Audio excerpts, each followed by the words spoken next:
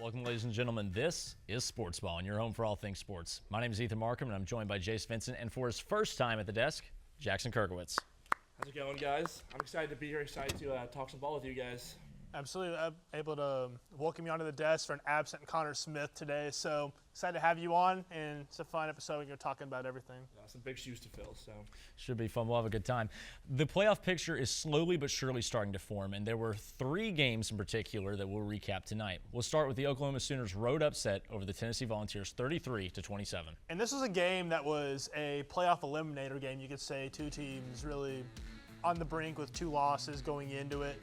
And it's a must-win game for Tennessee at night. You get your first primetime game of the year at home, and you're not able to capitalize because of just some bad offense, you could say, in the first half. Not yards-wise or production-wise, but more so just not able to really make those yards count, make that production count in terms of not putting points on the board.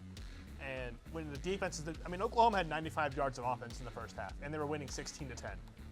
If that doesn't tell you the story of the game, then that's about all there is to it. I mean, it didn't help at all when they gave up 200 yards almost rushing to a pretty mediocre rushing game in Oklahoma, but, I mean, Joey Aguilar on offense just didn't help at all with the 2 turnovers, and then the 3 turnovers, what was it, 3 turnovers total for the whole game? Yeah. 3 turnovers for the whole game, 2 interceptions and a fumble. Yeah, I mean, it didn't help. And on top of that, the percentage has been higher the last 3 games for the Bulls, so it's looking bad all around. I don't think that Oklahoma even played that good. I think that the Bulls just really didn't do good out there. Yeah, it was definitely one of those games where, everything's clicking, but you can't finish at a job. You have 3 turnovers, you have the fumble in the red zone, right? So they put up on an Oklahoma defense that was giving up, I want to say, 132 yards a contest in SEC play. They put up 456 yards. The production was there, but when you have things like missed field goals, drop passes, or, the costly turnovers, I mean, there's no way you're going to win a game, and unfortunately, that loss right there pretty much knocks them out of the playoff. Yeah, no, they're going to the Music City Bowl now, so they'll be playing some mediocre Big Ten team in the Music City Bowl, and they'll be like 8-4. So if you're a Tennessee fan, I don't know what to tell you. But no, another aspect you want to look at from the outside that's not with the team is I'll get into it more in my hot take because it ties to this. But you can see that the fans really had some like unrealistic expectations kind of like going in with, I mean, they replaced their quarterback in, what was it, May or August or June? I think it is, yeah. They brought in Joey Aguilar, and it was just a bad situation all around. There was no expectations really going in, and now the fire hype talk is beyond stupid, in my opinion. We'll definitely get into it a little bit later. We'll now go to our next game. That's going to be Vanderbilt at Texas in a game that was crazy. Vanderbilt down by, 24 at one point. They scored 21 unanswered in the fourth quarter, but they just couldn't get it done despite Diego Pavia's best game of the season. Yeah, no, absolutely. And they were down, what, was it 34-10, I think it was in the fourth quarter, put up 21 straight. Now, could have been 19 straight because that was the 2-point conversion that is probably going to be shown on this clip, on these highlights. Was not. It's this clip. This was not. He did not get that, but it wouldn't have mattered regardless. Vandy had a chance. The onside slipped through their hands at the end. It would have been fun to see them win. I mean, they're consent. Think of this. Tennessee has a chance to play spoiler to Vanderbilt in the playoffs, to get in the playoffs, because Vanderbilt's going to have 2 losses, more than likely going into the Tennessee game. Probably the biggest Tennessee-Vandy game ever. It would be the biggest Tennessee Vanderbilt game ever because it's never had that much weight at the end of the season. It's a pretty one-sided rivalry, but that would certainly be fun. Absolutely. Tennessee's going to be trying to play spoiler to Vanderbilt in terms of the CFP. Who would have imagined someone telling you that in like May or June? Imagine telling someone that in 2015. That Indiana and Vandy are making the playoffs and you're not going to have Texas or Tennessee or Tennessee you'd have believed. But. Tennessee, I would have easily believed that they're, growing up, you and I did not see a lot of success from them. But just the whole situation, the big thing, let's talk about Texas, at least for a moment. I mean, Texas is back, at least as far as their playoff hopes are concerned. Yeah, I mean, they still have a tough road. They still have to play Georgia, and they still have to play Texas A&M. So, I know, but this is a team that we wrote off like 2 weeks ago, Yeah, after they had lost to Ohio State in week 1 especially, and then they lost again to Florida. Yeah, no, I mean, they were wrote off, but they've had their backs against the wall, and they've put on some wins. We'll move on to our next game. That's going to be another fun upset. Number 10 Miami losing to an unranked SMU 26-20 in overtime. Carson Beck throwing an interception just short of the goal line and then doubling down and, again, blaming his teammates and his coaching staff. Yeah, no. This is a bad loss. Miami's only got 2 losses, but it basically eliminates them from the playoffs, and this just feels like an average Mario Cristobal must-have game in November, and they just come up short. But, I mean, Jackson, I'll give it to you a bit here. What do you see in here from Miami? I feel like this feels like Miami every year when it gets to November and they just come up short. Yeah, they're always looking bad around this time of the year. I mean, they can't win those low margin fights. They're always getting in these whenever they get down to these close quarters games where they're getting in there. It never looks good for them. They always give up a lot of yards on that, and it doesn't really matter what they're doing. They're gonna kind of fold on those, in my opinion. A big win for SMU as well, by the way. Kevin Jennings, 365 yards, a touchdown, rushing touchdown as well. I mean, SMU, who was a playoff team last year, they look great. But the biggest thing for Miami is, I mean, this is now 2 losses to unranked teams in the year. I mean, are the Hurricanes on fraud alert? I think that they were anyway because Mario Cristobal's their coach. But they went from looking so good in the beginning of the season, and now it's just, I mean, it really goes back to the game against Florida State that you can go back where they were up they almost choked, and they were up by 28 or something like that. They were up 28, and they ended up almost losing that game. I mean, this is Miami as a whole. I mean, the U has never been back. 2001 was a long time ago. There's not a recruit alive today. The same can be said for Tennessee in this, that they're not back. There's not a recruit alive today that saw Tennessee be good. Miami's made 1 ACC title ever, and it was under Mark Richt of all coaches, by the way, and back in 2017. So, I mean, they're never making the playoffs, in my opinion.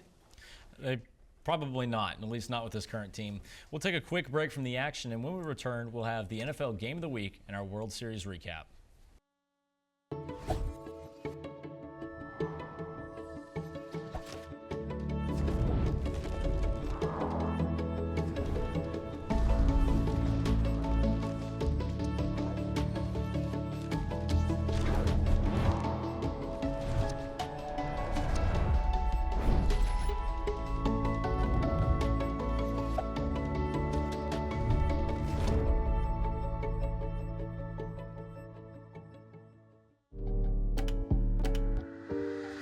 There's only one thing that will save somebody's life, and that is naloxone nasal spray. Get 911 on the phone, get the emergency responses there on their way. Yesterday, the Kansas City Chiefs went on the road to take on the Buffalo Bills, and just like they have all season, the Chiefs really struggled to get things going, and they lost 28-21. Fellas, is the dynasty falling apart? You want to go first? I'll let you go first. Yeah, 100%. I mean, the Chiefs have been good for too long. All their best players are getting old, and they're not training new players well enough to get in here. They're moving players to new positions, and just they're not quite ready for that move yet. And I think that they're trying to keep where they want to go, and keep trying to do what they're doing. But I don't think they're going to stay there. I mean, I think Buffalo's just hot right now. I mean, they're coming off of a 40-point win at Carolina. 40 to 9, yeah. Against Carolina, and they come in here and do this. So I mean, are they the best team? No. I mean, but they're up. They're still going to be good and still contend in the AFC. It'll be fun to watch them with New England again when they play to contend for the AFC East, as both of those teams are doing really good. But I mean, really good game last night. So I mean, I didn't watch a whole bunch of it, but I mean, it was fun to watch. I mean, Buffalo looked good. The Bills do look great, but I do want to focus in on the Chiefs real quick. They're third in the AFC West right now, and are sitting at 5-4 and are 1-3 on the road. I mean, you got to ask yourself, what's going on in Kansas City? I mean, I guess it's just all the players are old, and Mahomes hasn't had a good last couple of years. So when you just haven't been able to produce like that, then when you have your best players that don't produce, like Travis Kelce hasn't or Pat Mahomes hasn't, then I guess things just don't go when your best players don't produce. On this pace, if they continue on this pace, they will actually end up missing the playoffs. But Saturday night, the Dodgers defeated the Blue Jays in Game 7 to become the first team to win consecutive World Series since the Yankees three-peat from 1998 to 2000. Guys, was this the best World Series of all time? I enjoyed watching every moment of it, especially the line brawl or the bench brawl on that seventh game. I mean, I was referencing some hockey this weekend, and there's a bunch of Toronto teams down here, and they weren't even paying attention to playing the game. They were just sitting back watching Game 7, and they were definitely devastated when when that 11th inning came to. Well, talk about Game 7. Talk about the two moments. The fly ball that was right there that got called off by the center fielder, and then this play right here that just, when Toronto was right there and had a chance to win bases loaded with 1 out, and then the Dodgers just kind of take it out from under them. I mean, Rojas, he hadn't had a hit in like months. It felt like. Then he clutches up and has a home run in the clutch to give them the lead in the 11th. So I mean, not so much to say, but Yamamoto might be one of the best athletes right now in the Dodgers. We talk about Ohtani all the time, but Yamamoto coming in for Game 7 after winning in Game 6. So I mean, that's otherworldly in itself also, I think. I'm saying winning 3 World Series in a 5-year span. I mean, you talk about how impressive that is. It's not like the NFL where you have a lot of notable dynasties. That just does not happen in the MLB often. And then if we want to talk about that 18 innings game, that was insane for the for any team to play 2 games within the same span of, like, you should regularly play 1 game. Yeah, no, and also another thing I'm going to add on to that is the whole salary cap conversation that we're hearing about is about how the Dodgers basically bought the team like $1 billion roster, but they don't say the part where the Blue Jays had the 5th most expensive roster and they paid $250 million for their team this year. So I mean, I'm willing to listen to salary cap discussions, and I'm before a salary cap in baseball, but I think it's not there when they're 2 top 5 teams in terms of paying for baseball this year. I don't think there should be a salary cap in the MLB. Grow up. Now we'll hear what's going on outside of the studio for the word on the street on Sportsballin. What the puck is up, everyone? It's Gavin Bell with Sportsballin, and today we're going to be seeing MTSU students shooting their hockey shots. Hey, Kyrell Jones. Hey, come on, bro. Come on. You know the vibe. Yes, sir. Osmo. Oh. Oh. Hey! Come on, bro. Hey, give us on. Give us on.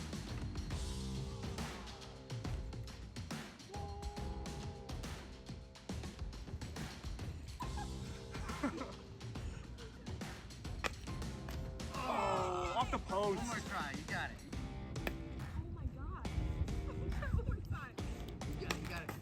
One more.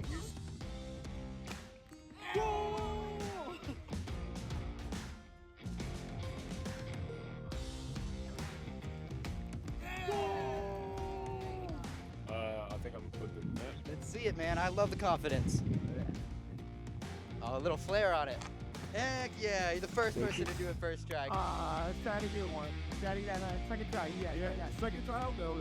Only one person's got the first try. Number 2. Yeah! Come on, man. Right there. Yeah! Great job. Thank you so much. Good practice. Yeah. Oh, hold on. Yes. Great job, man. Right in the goal.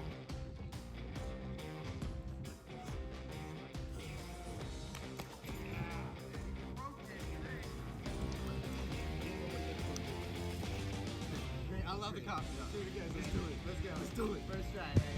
Yes!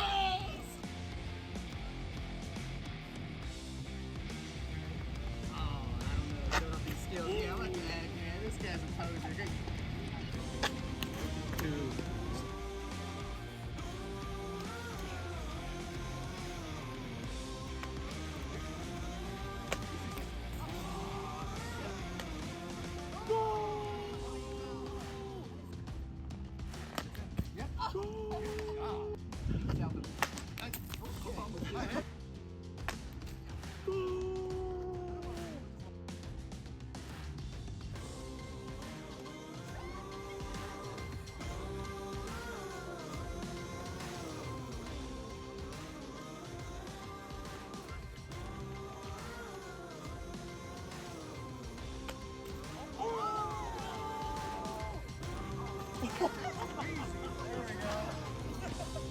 This has been Gavin Bell with Sportsballin. Back to you in the studio. And welcome back. It's time for our hot takes of the week. And Jace, we'll start with you. My hot take is going to be there needs to be massive coaching changes within Tennessee's football program. Not saying that Josh Heupel needs to be fired. That is not the coaching change I'm calling for. That's probably the last thing that I'm calling for. But more so that there needs to be a coordinator change with both offense and defense within Joey Halzle and Tim Banks. Both of them need to go. First off, Joey Halzle should have never gotten the position for being promoted from within, from Alex Golesh.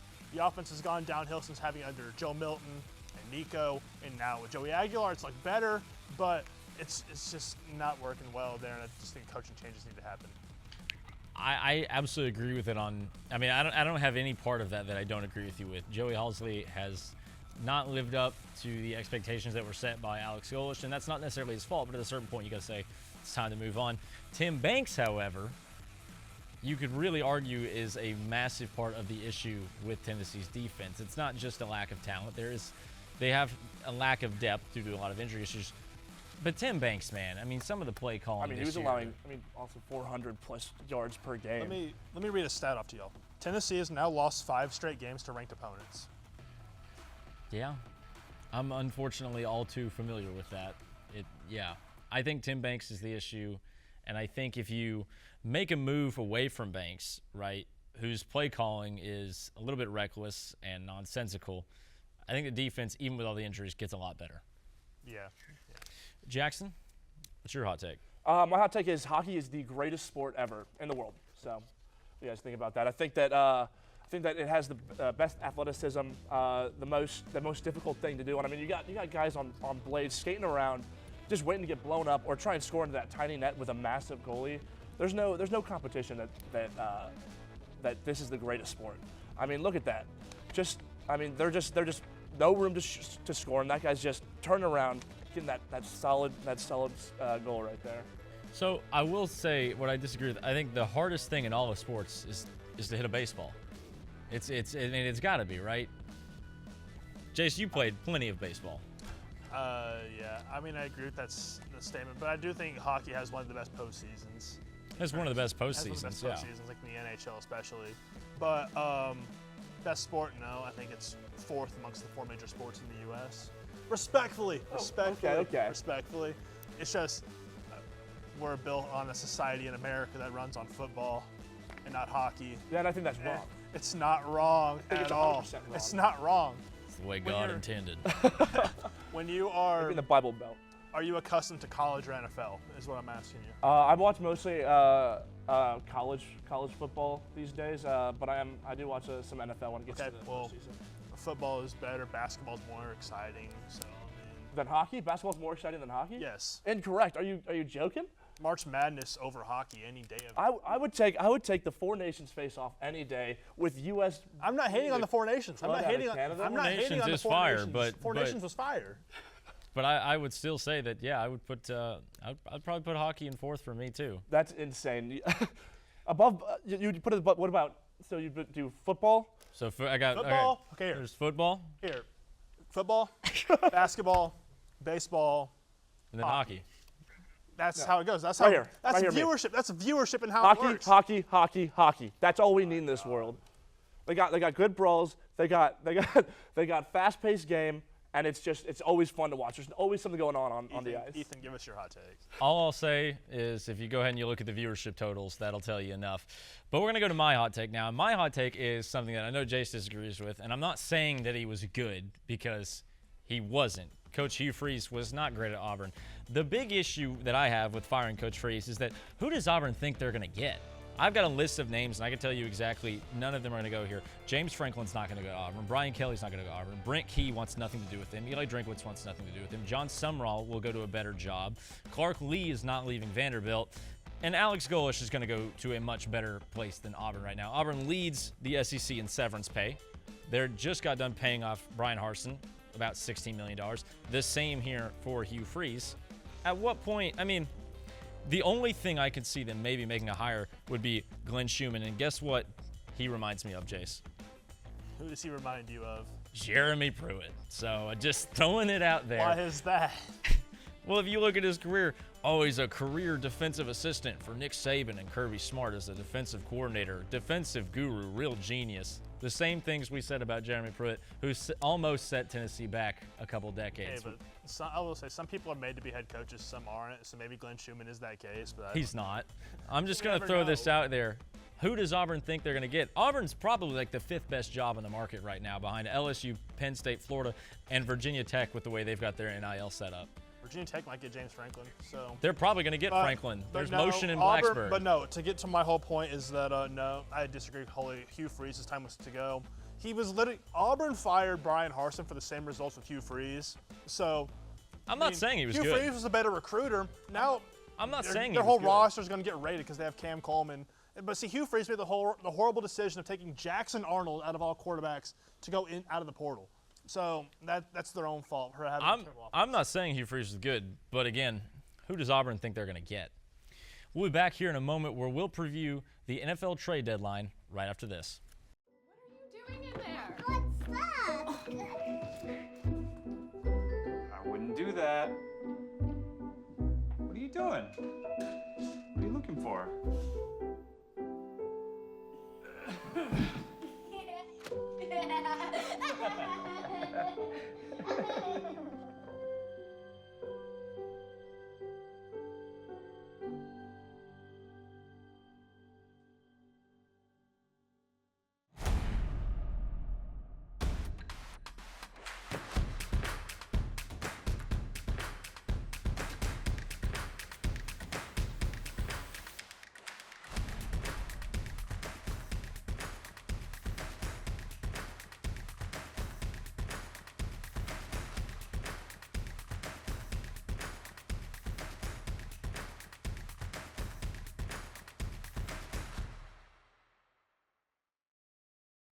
The NFL trade deadline is tomorrow at 3 p.m. Central Time, and there were still several players who could or should have been moved. We've got 3 in mind, and we're going to go ahead and start with one who has already been moved, Jalen Phillips from the Dolphins to the Eagles.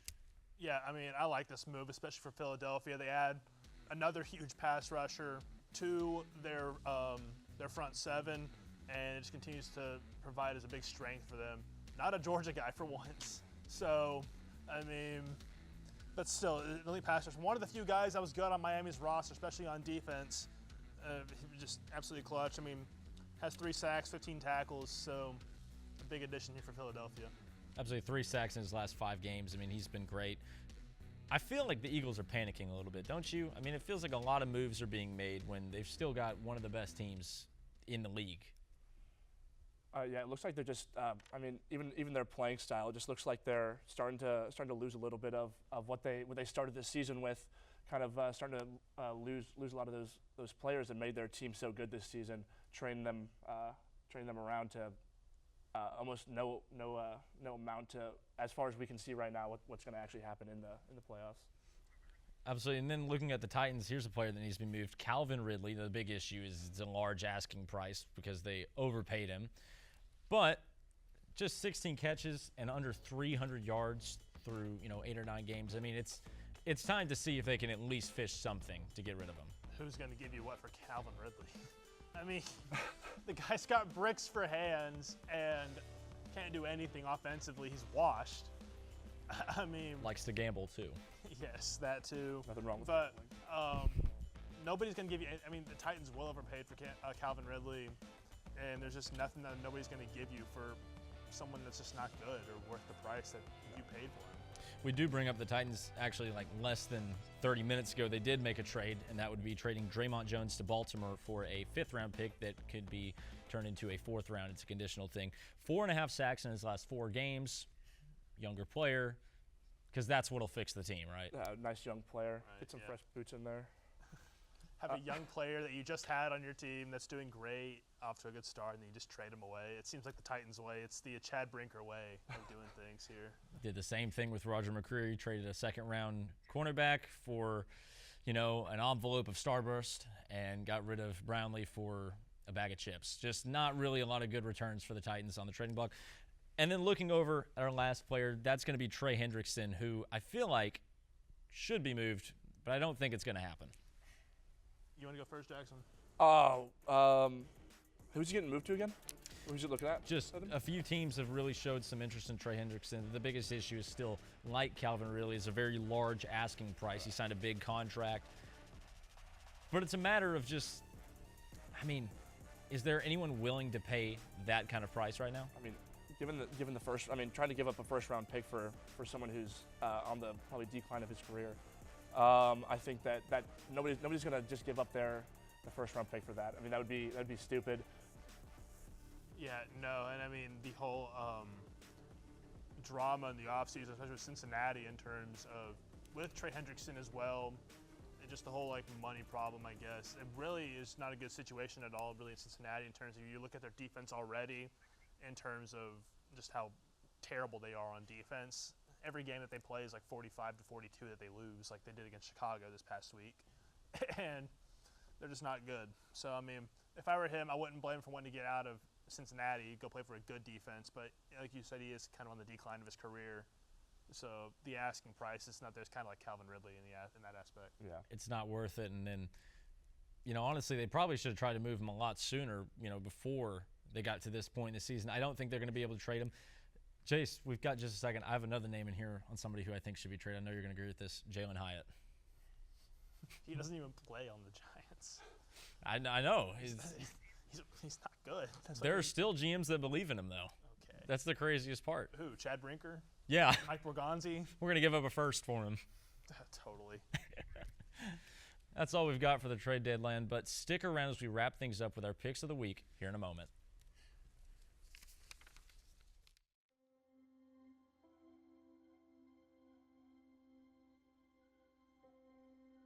My biggest fear in the middle of my addiction was that I would never be able to get over it and that my kids wouldn't have a father.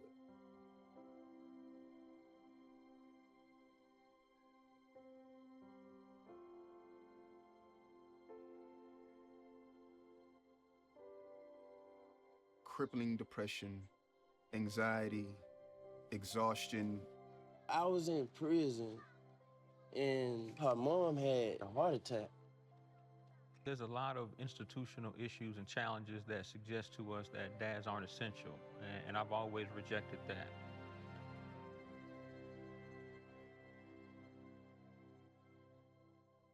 Sometimes you don't have to know everything about being a dad.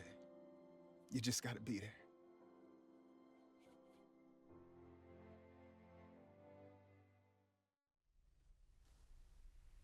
And we're here to the last segment of the night, our picks for the week, starting off with the Eagles and the Packers. Oh, yeah, so I'm going to have to go with the Packers on this one. I've always been a diehard Packers fan. Always been a cheesehead, so they haven't been looking great this season, but I'm gonna hold out faith that they can maybe pull one out. I'll go with the Eagles. The Packers are kind of on fraud watch, coming off of losing to the Panthers yesterday. So Jordan Love on his birthday having a terrible performance, so give me the Eagles against Green Bay. I'll take the Packers, actually. I think that that home field advantage is going to play a part, and I think Jordan Love gets a bounce-back game. Let's look at the Preds and the Wild. Oh, yeah, I'm going to go with the Predators on this one. I think last year I would have gone Wild. The Wild was a lot better team this year, but the Preds have had a strong starter to their season. Is this game in Nashville or is it in Minnesota? Great question. Doesn't matter regardless. Give me Minnesota. Why even say it then? Go ahead and give me Minnesota as well. This one should be pretty quick. Tennessee and New Mexico State. Tennessee. Tennessee, the bye week comes at a good time in terms of injuries, but not in terms of the fan base being the way that they are right now after the Oklahoma loss. So, I mean, give me Tennessee when they play next week. I'll take Tennessee as well. And then for our last game, Vanderbilt at Auburn. Oh, I'm gonna go with Auburn on this one. I think that maybe with a new little shock, they'll maybe pull one out. Add a way to save the graphic. Give me Vandy. Anchor down, baby. Anchor down. Give me the doors. As fun as an Auburn upset would be, I do think that the Commodores are going to come away with a win and set up a pretty fun game at the end of the season. That's all the time that we have tonight. We thank you for tuning in. Remember to look for all future episodes of Sportsballin on YouTube and Blue Raider TV every week. For Jace Vincent and Jack Hergowitz, I'm Ethan Markham. We'll see you around. Good night.